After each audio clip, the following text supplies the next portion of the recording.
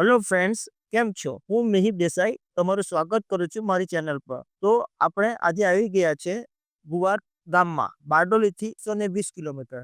આજે આપણે અહીંથી ઉત્તર વાહિની નર્મદા પરિક્રમા શરૂ કરવાના છે. આમ તો આ પરિક્રમા રામપુરા ગામના કીરી મકોડા ઘાટથી શરૂ થાય છે, પણ અમુક લોકો સ્વામી રામાનંદ સંત આશ્રમ ગુવારથી શરૂ કરતા હોય છે અને ત્યારબાદ મણિ નાગેશ્વર, કપિલેશ્વર, વાસણ અને રીંગણ થઈ સામે કિનારે રામપુરા ખાતે આવી મંગરોળ અને ગુવારથી સામે કિનારે તિલકવાડામાં પૂરી કરે છે. આ પરિક્રમા 18 થી 21 કિલોમીટરની હોય છે. આ પરિક્રમા પૂરી કરતી વખતે નદી પાર કરવી પડશે, જેમાં એકવાર નાવડીથી અને બીજી વાર તમે ટેમ્પરરી બનાવેલા પુલ પરથી નદી પાર કરવાની હોય છે. અને આ પરિક્રમા દરમિયાન રસ્તામાં સેવા આપતા સ્ટોલો જોવા મળશે, જ્યાં છાશ, શરબત, ઠંડુ પાણી, મોહનથાળ જેવી અનેક પ્રસાદીઓનું વિતરણ કરતા હોય છે. એને જમવાના સમયે જમવાનું પણ બનાવેલું રેડી હોય છે.